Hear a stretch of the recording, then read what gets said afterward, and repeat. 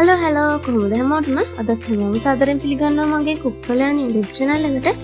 ඉතින් අද මම හදන්න යන්නේ වටලප්පන් රෙසිපි එකක්. හැමෝම වටලප්පන් හදන්න දන්නවා වුණාට කොහොමද හරියටම සිදුරු වෙන්න හරිම පාඩට හදාගන්න කියලා අද මම කියලා දෙනවා. ඉතින් තාම subscribe කරලා නැති අය subscribe කරලා වීඩියෝ එකට ගිහින් බලන්න කොහොමද හදාගන්නේ කියලා. ඉතින් අද මට ඕන වෙනවා බිත්තර 8ක්. ඉතින් බිත්තර පොඩි බිත්තර ගන්නවා නම් බිත්තර 10ක්, ලොකු බිත්තර ගන්නවා නම් බිත්තර 8ක් ගන්න ඕනේ. ඒ වගේම හොඳ කුවට ගත්ත පොල් කිරි මිලිලීටර 500ක්.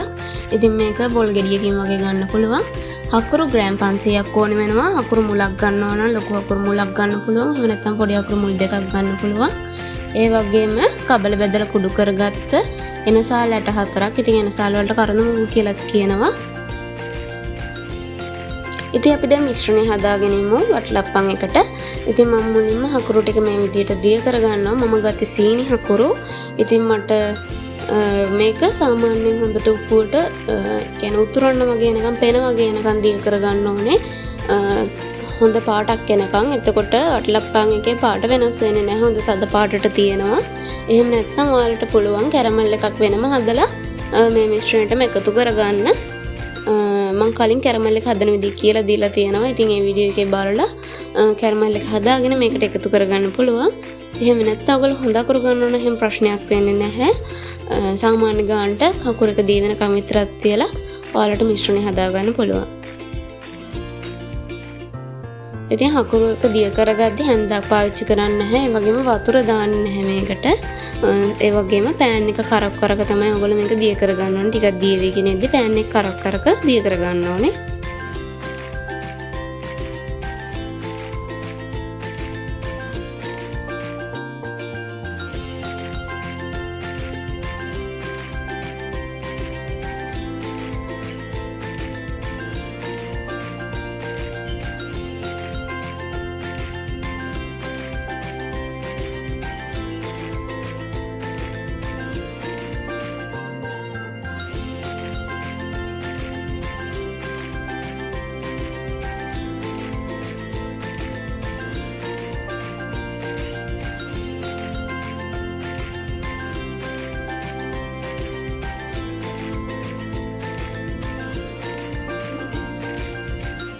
ඉතින් දැන් මගේ හකුරු එක දිය විලා තියෙන්නේ.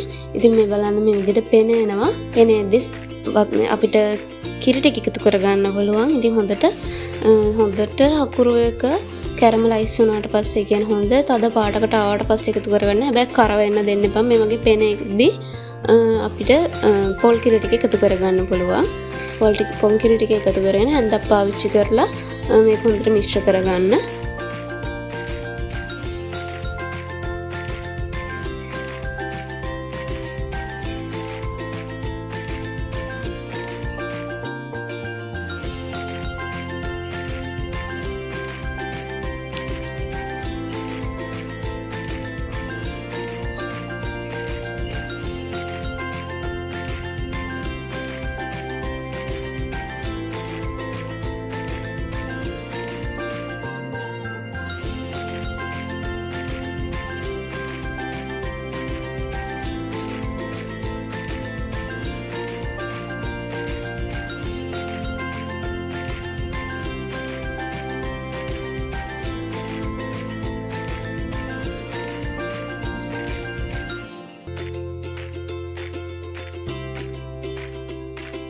ඉතින් දැන් හදාගත්ත මිශ්‍රණය ටිකක් කලා යනකම් නිවෙන්න තියලා බිත්තර ටික හදාගමු. බිත්තර ටික හොඳට දිය වෙනකම් මිශ්‍ර කරගන්න ඕනේ. කැලි නැති වෙන්න.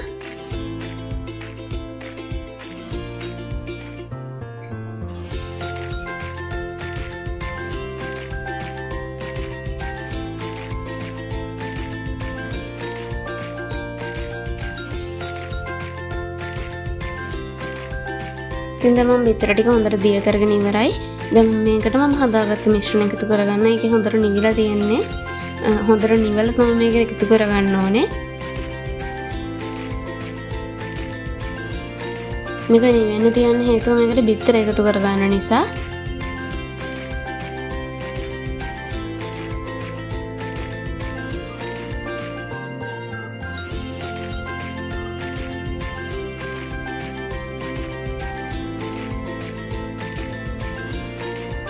ඒ දෙකත් හොඳට මිශ්‍ර කරගන්න ඕනේ.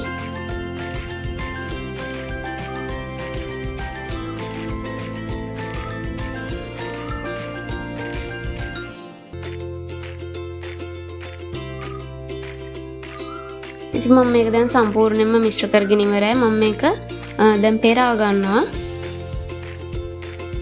ඉතින් මේ තියෙන මම පෙරාගත්ත මිශ්‍රණය මම මේකට දැන් මම ගත්ත එනසාල් ටික එකතු කරගන්නවා. එනසාල් එකතු කරද්දී කබල බැල හොපදලා හොඳට කුඩු කරගෙන පොත්ත අයින් කරලා තමයි එකතු කරගන්න ඕනේ. ඉතින් මේක ඊට පස්සේ හොඳට මිශ්‍ර කරගෙන මේක බේක් කරගන්න තමයි තියෙන්නේ. ඉතින් අංශක 180 විනාඩි 30ක් මේක බේක් කරගන්න ඕනේ. ඉතින් බේක් කරගත්තාම මේ වගේ පිම්බිලා වගේදී මිශ්‍රණය හැදලා ඉවරයි. එතකොට ඔයාලට එළියට ගන්න පුළුවන්. ඉතින් නිවුනහම මේ විදිහට බහිනවා. ඉතින් මේ විදිහට හදාගෙන පැයක් විතර නිවෙන්න තියලා මේකට පිඟානකට අනිත් පැත්ත හරවලා ගන්න පුළුවන්. ඉතින් ඔයාලට මේක හුමාලෙන් තඹ ගන්න පුළුවන්. ඉතින් ඩබල් බොයිල් කරගන්න පුළුවන්. ඩබල් බොයිල් කරගන්න ඉතින් මම කලින් වීඩියෝ එක කියලා දීලා තියෙනවා. ඉතින් මේ තියෙන මම හදාගත්ත වටලප්පන් එක මේ විදිහට හොඳට සිදුරු වෙන්න ඇවිල්ලා තියෙනවා. ඒ වගේම මේකේ හොඳ පාටක් ඇවිල්ලා තියෙනවා. ඉතින් ඔයගොල්ලෝ හදලා බලන්න. ඉතින් තවත් මේ වගේ අලුත් රෙසිපීස් බලන්න channel එක subscribe කරලා bell icon එකත් click කරගෙනම යන්න.